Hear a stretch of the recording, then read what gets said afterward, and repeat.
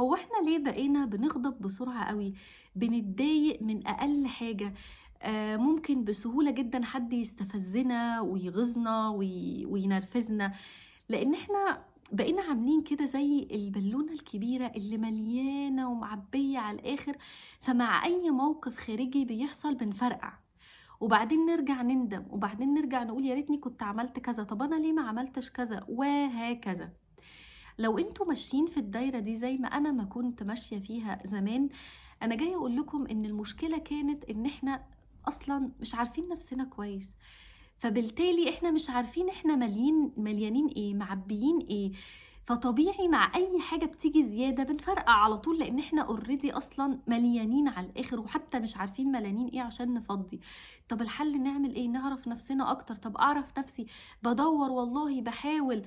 ما أنا بقى جاية أقول لكم زي ما كنت بادوّر وباحاول، أنا عارفة كويس أوي قد إيه دي حاجة بتضايق وبتحبط، لإن إحنا ما بنلاقيش إجابات.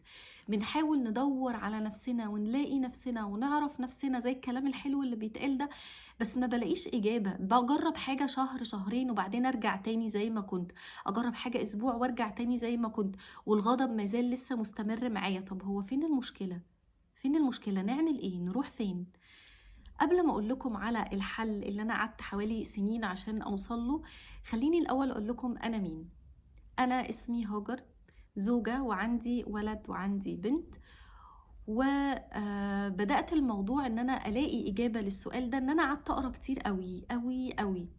ومع القراية لقيت نفسي طب أنا عايزة أدرس بقى في الحاجات بتاعة علم النفس دي، فبدأت بعلم النفس الإيجابي، بعد كده درست علاقات، بعد كده بقيت empowerment coach، بعد كده درست مسار حياة، بعد كده درست إزاي إن أنا أبقى trainer، بعد كده تعمقت أكتر في في علوم الإنسانية، ودرست CBT اللي هو العلاج المعرفي السلوكي.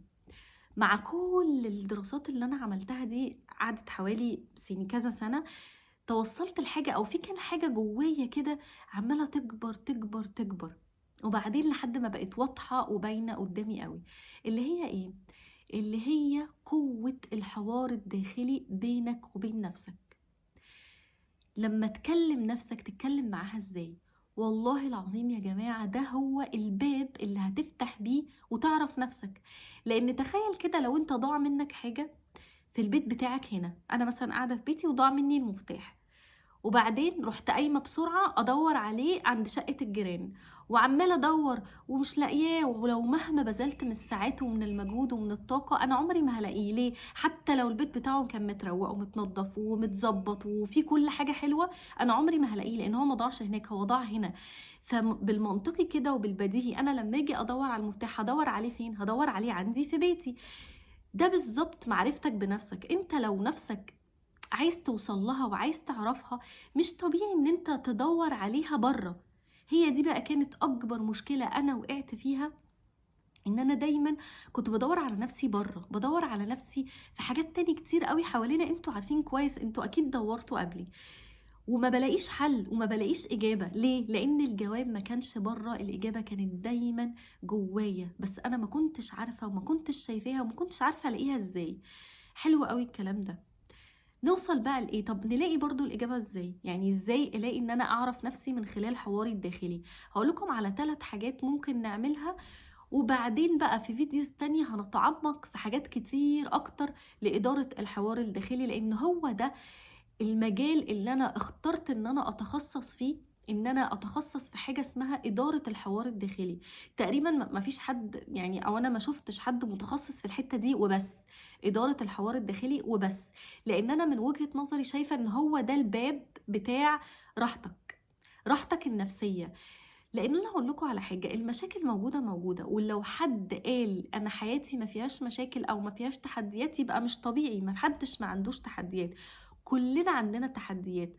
وعايزة أقول لكم على حاجة تاني، أنا التحديات اللي عندي دلوقتي أكبر بكتير من التحديات اللي كانت عندي زمان، بكتير بكتير بكتير. ولكن أنا دلوقتي بقيت من جوايا أهدى وقادرة أتعامل معاها، فأنا بقيت شايفة حياتي دلوقتي أحلى بكتير من زمان، مع إن زمان مقارنة بدلوقتي يعتبر أنا أصلا ما كانش عندي مشاكل، مع إن أنا كنت شايفاها آخر الدنيا، بس أنا أصلا ما كانش عندي مشاكل مقارنة باللي عندي دلوقتي.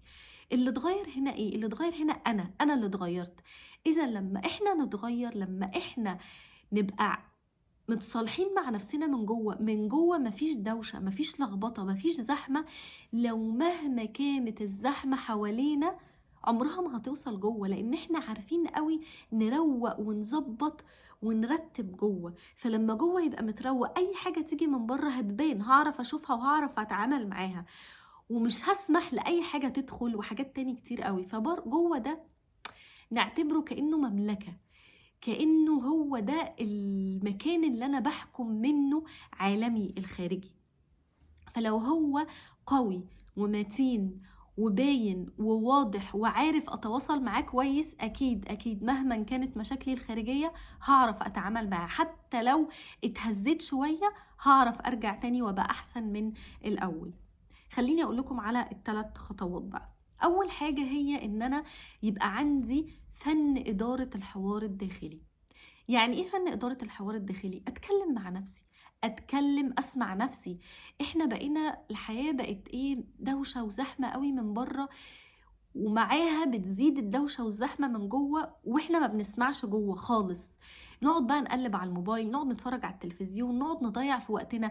بس 5 دقايق نقعدهم في صمت مع نفسنا هنلاقي إن دي حاجة صعبة قوي إن إحنا نعملها، مع إن ده يعني كارثة إن إحنا نبقى مش عارفين نقعد مع نفسنا، نمسك كده ورقة وقلم ونكتب مع نفسنا، نسمع لنفسنا، أسمع للدوشة اللي جوايا شوية، أشوف حد يساعدني أسمع الدوشة اللي جوايا، أو أشوف أنا جوايا إيه. لازم نسمع لنفسنا. فن إدارة الحوار الداخلي، أسمع وأخد ودي مع نفسي. ده بقى يدخلنا لتاني خطوة اللي هي إيه، أتعامل مع نفسي زي ما بتعامل مع صاحبي. أنا لو صاحبي جالي مشكلة دلوقتي، هزعق له، هعلق له حبل المشنقة، هتعصب عليه، هضايقه، ولا هاخده بالراحة وبهدوء؟ وحتى لو غلط هعرفه غلطه، هتكلم معاه، هحاول ان انا ادور له على حلول، هحاول ان انا افهم مشكلته اكتر. فدي تاني حاجة، اعامل نفسي زي ما بعامل صاحبي بالظبط. لو عندك مشكلة، اول حاجة اسمعها كويس، فن إدارة الحوار الداخلي. تاني حاجة تعامل مع نفسك زي ما كأنك هتتعامل مع حد صاحبك بالملي. ويمكن لو مش هتعرف تعمل ده، تخيل ان صاحبك قدامك، حد صاحبك معين تخيله قدامك، وتخيل ان دي مشكلته، وتخيل ان انت بتكلمه، وبعد كده طبق بقى ده على نفسك. تالت حاجة هي، ودي بقى مهمة جدا، ودي اللي احنا هنفضل نتكلم فيها، او انا هفضل اكلمكم فيها طول الفيديوهات اللي جاية. ربي نفسك. عارفين ونيس، التمثيلية بتاعت ونيس، لما كان في أول المقدمة بتاعت التمثيلية لما بيقول إن إحنا عهدنا نفسنا إن إحنا نربي ولادنا، بس وإحنا بنربي ولادنا اكتشفنا إن إحنا نربي نفسنا مع ولادنا. الكلمة دي كبيرة قوي، والكلمة دي عميقة قوي، والكلمة دي هي اللي هتهدي وهتوزن وهتعدل مملكتك الداخلية، لأن أنت هتبقى ملك على نفسك. يعني مثلا خليني اقول لكم مثال، انا لو ابني مثلا قاعد بيتفرج على 7-8 حلقات من المسلسل ورا بعض، انا هسيبه؟ مستحيل اسيبه، مستحيل. قوم اعمل اي حاجه مفيده، هقول له قوم، هقول له اعمل كذا او اعمل كذا، او الاقي له حلول، بس مستحيل اسيبه 8 ساعات قدام التمثيليه. بس لو انا نفسي اللي قاعده وبتفرج، هسيب وهتفرج على الاولى والتانية والتالتة والتامنة، ممكن اخلص المسلسل في يومين.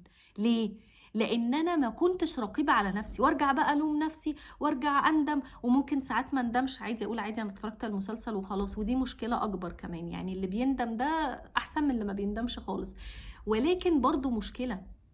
فهنا انا اشوف انا هعمل ايه مع ولادي في الموقف ده، هربي ولادي ازاي في موقف زي ده. لو ابني مش عايز يروح التمرين، لا انا هخليه يروح التمرين. لو مش عايز يروح دلع، يعني انا هخليه يروح التمرين.